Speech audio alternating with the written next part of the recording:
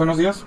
Vamos a ver el día de hoy un trade que se tomó en vivo y vamos a verlo cómo pudimos detectar este trade usando diferentes gráficas para poder llegar a la conclusión de que podíamos tomar una venta. Así que vamos a empezar con la gráfica. Esta es la gráfica de un día y en esta gráfica es en la que basamos la direccionalidad del trade, digamos el bias, cuál tendría la dirección más probable para el día. Entonces estas líneas que ven aquí, que se ven muchas líneas punteadas, son líneas que saqué de la gráfica semanal. En la gráfica semanal, nosotros lo que marcamos son los consequent encroachment.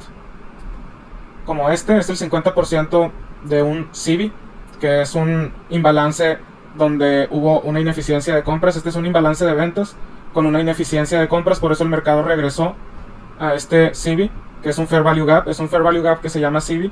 Entonces el precio viene aquí a rebalancear.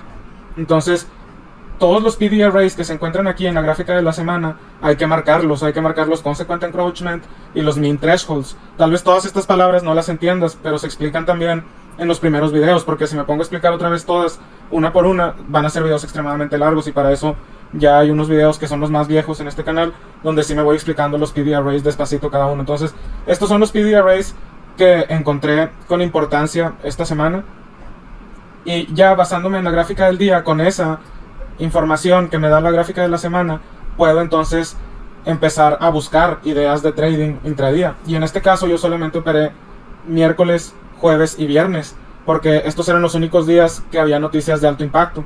Entonces estas líneas que están marcadas aquí son de los PD arrays de la semana y de un día. Estas líneas lo único que están marcando son consequent encroachments, mean thresholds y aperturas o cierres en zonas clave del price action. Entonces ya cuando vamos bajando a temporalidades más pequeñas, se va mostrando la historia de lo que el mercado quiere hacer, y eso es lo que nos da una dirección. Entonces, por ejemplo, aquí, esta que está aquí es la gráfica de 8 horas, y nosotros vemos cómo hoy el precio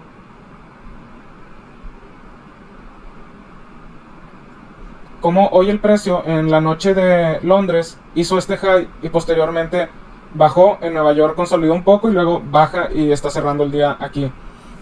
Entonces, ¿cómo se ve eso de 8 horas en una gráfica de 1 hora? Hay que empezar de atrás para adelante, o sea, hay que empezar de la gráfica más grande a la gráfica más pequeña, porque la grande es la que nos va a contar la historia para saber hacia dónde quiere ir la pequeña. Entonces aquí está la gráfica de 1 hora, y hablábamos de que el mercado, por ejemplo, aquí y aquí tenía ineficiencias en la gráfica del día. Si regreso a la gráfica del día,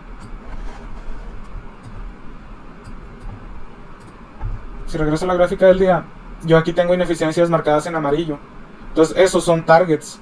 También estas líneas punteadas que están aquí, que el mercado llegó exactamente a esa línea punteada y arriba de esta ineficiencia, esas las tengo marcadas porque pueden ser targets, o el precio puede venir a esas zonas. Entonces esas líneas que están ahí para mí toman mucha importancia en la gráfica de 1 hora, porque ya cuando baje a gráficas de minutos es muy fácil encontrar un trade si ya sabemos a dónde quiere ir el mercado, si ya tenemos una direccionalidad de la alta temporalidad.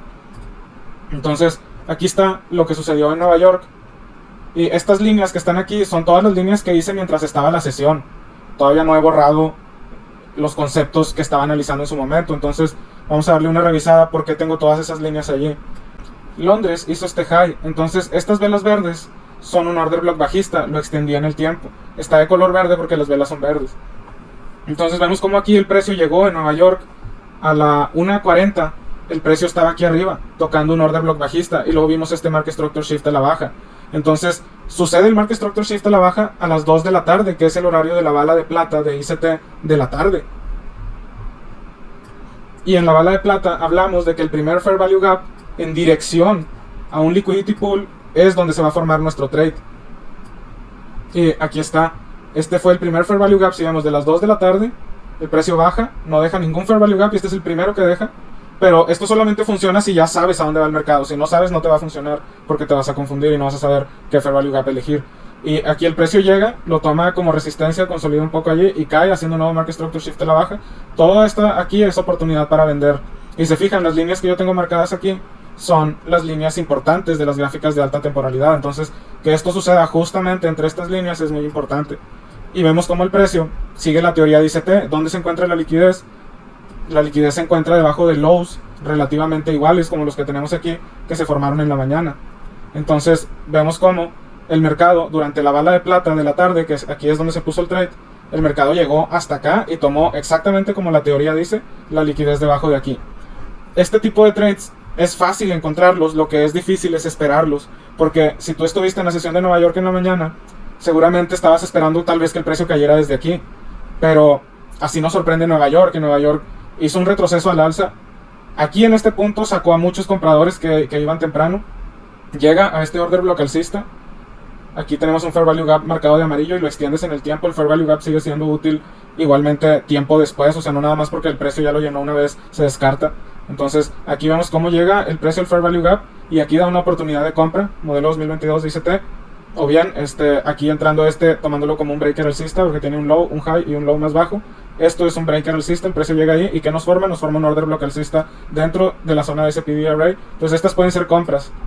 Y el precio llega hasta el order block bajista que habíamos marcado de la sesión de Londres. Este fue el high que hizo en Londres. Todas estas velas verdes conforman un order block bajista. Entonces, cuando vemos que el precio está haciendo este market structure shift allí, es cuando toma importancia. Entonces, esperar este tipo de trades a veces es lo difícil, pero una vez detectado, da mucha confianza operarlos. Y esto solamente se logra estudiando mucho, no adelantándose a querer operar el mercado en vivo. Es mejor estudiar, aunque te tome un año o años o meses, depende de cada quien, pero es mejor estudiar primero y después aventurarse en demo, pero no querer estar pasando cuentas de fondeo mientras se aprende. Vamos a ver el trade a continuación. Aquí están las ventas que se pusieron. En cuanto detectamos que estábamos dentro del horario de la bala de plata de la tarde y el market structure sucedió en el primer fair value gap de la bala de plata, fue cuando decidimos poner las ventas. Entonces, en este trade, aunque tomé parciales rápidamente, logramos un poco más de un 2% en ese trade.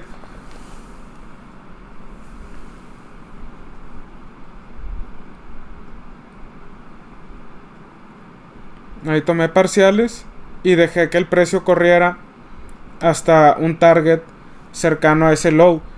Sin embargo, la lectura decía que el precio iba a ir por la liquidez debajo de los lows relativamente iguales.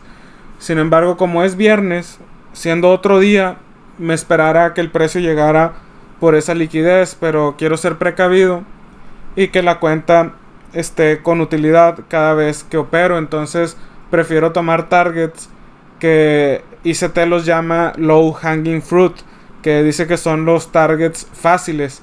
Entonces ahí tengo mi target y solamente dejo el precio llegar a él porque ya tomé parciales, ya aseguré gran parte del trade en mi cuenta y ahora solamente dejo que el precio llegue al target que he decidido.